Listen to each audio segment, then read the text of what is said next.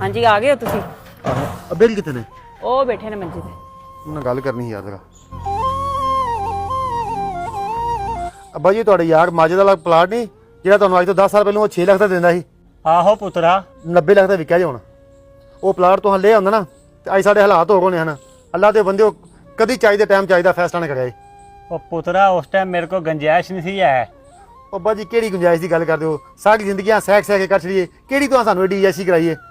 ਅੱਲਾ ਦੇ ਬੰਦੇ ਇੱਕ ਪਲਾਟ ਲੈ ਆਉਂਦਾ ਠੀਕ ਹੈ ਤੇ ਅੱਜ ਕਮ ਅਜ਼ ਕਮ ਨਾ ਜ਼ਿੰਦਗੀ ਸਾਡੀ ਸੁੱਖ ਚਾਹੀਦੀ। ਪੁੱਤਰ ਉਦੋਂ ਤੂੰ ਨਿੱਕਾ ਹੈ, ਉਦੋਂ ਦੇ ਹਾਲਾਤਾਂ ਦਾ ਤੈਨੂੰ ਨਹੀਂ ਪਤਾ ਹੈ। ਉਹ ਕਿਹੜੇ ਲਾਸਾਂ ਅੱਬਾ ਜੀ, ਬਹਾਨੇਬਾਜ਼ੀਆਂ ਤੁਹਾਡੀਆਂ। मगर साहब ਜਿਹੜੇ ਤਰੀਕੇ ਨਾਲ ਤੁਸੀਂ ਅੱਬੇ ਨਾਲ ਗੱਲ ਕੀਤੀ ਹੈ ਨਾ ਬਿਲਕੁਲ ਠੀਕ ਕੀਤੀ। ਤੁਹਾਨੂੰ ਇੰਜ ਹੀ ਕਰਨੀ ਚਾਹੀਦੀ ਸੀ ਹਨਾ।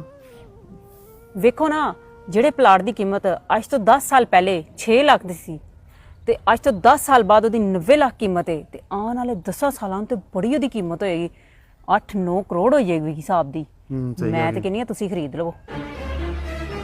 ਮੈਂ ਕਿਵੇਂ ਖਰੀਦ ਲਵਾਂ? ਕਿੰਨਾ ਕੁ ਮਹਿੰਗਾ ਹੈ ਤੇ ਨਾਲੇ ਸਾਡੇ ਤੇ ਛੋਟੇ ਛੋਟੇ ਬੱਚੇ ਨੇ ਹਲੇ 2 ਬੱਚੇ ਨੇ ਸਿਰਫ। ਸਾਡੇ ਵਾਸਤੇ ਕੀ ਮੁਸ਼ਕਲ ਹੈ? ਮੁਸ਼ਕਿਲ ਤੈਨੂੰ ਯਾਰ ਸਾਰਾ ਪਤਾ ਹੈ। ਮੇਰੀ ਤਨਖਾਹ ਕਿੰਨੀ ਕੁ ਹੈ, ਉਸ ਤੋਂ ਬਾਅਦ ਘਰ ਦੇ ਖਰਚਾਤ, ਬਿਜਲੀ ਦੇ ਬਿੱਲ, ਬੱਚਿਆਂ ਦੀਆਂ ਫੀਸਾਂ, ਬੇਗ ਵੀ ਸਾਡੀ ਜ਼ਿੰਮੇਵਾਰੀ ਨੇ। ਮੇਰੀ ਗੁੰਜਾਇਸ਼ ਹੈ ਤੈਨੂੰ ਚੰਗੀ ਤਰ੍ਹਾਂ ਪਤਾ, ਤੈਨੂੰ ਸ਼ਰਮ ਹੋਣੀ ਚਾਹੀਦੀ ਗੱਲ ਕਰਦੇ। ਮਾਨ ਸਾਹਿਬ ਸਹੀ ਕਹਿੰਦੇ ਪਏ ਹੋ। ਇਸ ਚੀਜ਼ ਦਾ ਸਿਰਫ ਮੈਨੂੰ ਪਤਾ ਹੈ ਕਿ ਤੁਹਾਡੇ ਕੋਲ ਗੁੰਜਾਇਸ਼ ਨਹੀਂ ਹੈ ਤੇ ਜਿਨ੍ਹਾਂ ਨੂੰ ਤੁਸੀਂ ਮੇਨੇ ਮਾਰ ਕੇ ਆਏ ਹੋ ਨਾ ਉਹਨਾਂ ਤੇ ਕੀ ਗੁਜ਼ਰਦੀ ਹੋਣੀ ਹੈ। ਉਹਨਾਂ ਨੇ ਤੇ 6 ਬੱਚੇ ਪਾਲੇ ਨੇ, ਤੁਸੀਂ ਤੇ ਸਿਰਫ 2 ਬੱਚੇ ਪਾਲਦੇ ਪਏ ਹੋ ਤੇ ਤੁਹਾਡੇ ਏਡੇ ਮੁਸ਼ਕਿਲ ਹਾਲਾਤ ਨੇ। ਲੇਕਿਨ ਉਹਨਾਂ ਨੇ ਤੇ ਤੁਹਾਨੂੰ 6 ਭੈਣ ਭਰਾਵਾਂ ਨੂੰ ਪਾਲ ਕੇ ਪੋਸ ਕੇ ਇਸ ਕਾਬਲ ਬਣਾਤਾ ਕਿ ਅੱਜ ਤੁਸੀਂ ਅੱਛੀ ਜ਼ਿੰਦਗੀ ਗੁਜ਼ਾਰ ਸਕਦੇ ਹੋ। ਇੰਨੇ ਜੋਗਾ ਤੁਹਾਨੂੰ ਕਰ ਦਿੱਤਾ। ਤੁਹਾਡੇ ਹਾਲਾਤ ਸਮਝਣ ਵਾਲੀ ਅੱਜ ਮੈਂ ਤੇ ਹੈ ਵਾਂ। ਉਹਨਾਂ ਦੇ ਨਾਲ ਉਹਨਾਂ ਦੇ ਹਾਲਾਤ ਸਮਝਣ ਵਾਲੀ ਅੱਜ ਨਹੀਂ ਰਹੀ ਤੇ ਤੁਸੀਂ ਉੱਠ ਕੇ ਉਹਨਾਂ ਨੂੰ ਇੰਜ ਦੇ ਮੇਨੇ ਮਾਰੋਗੇ।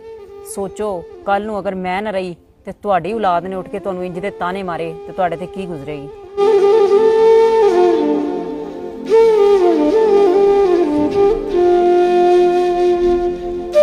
ਕਦੇ ਵੀ ਆਪਣੇ ਵਾਲਿदैन ਨੂੰ ਇਸ ਚੀਜ਼ ਦਾ ਤਾਨਾ ਮਾਰ ਕੇ ਸ਼ਰਮਿੰਦਾ ਨਾ ਕਰੋ ਕਿ ਉਹਨਾਂ ਨੇ ਤੁਹਾਡੇ ਵਾਸਤੇ ਕੀਤਾ ਕੀ ਹੈ। ਜੋ ਉਹਨਾਂ ਨੇ ਤੁਹਾਡੇ ਵਾਸਤੇ ਨਹੀਂ ਨਾ ਕੀਤਾ ਤੇ ਤੁਸੀਂ ਕਰ ਲਓ ਆਪਣੀ ਔਲਾਦ ਵਾਸਤੇ।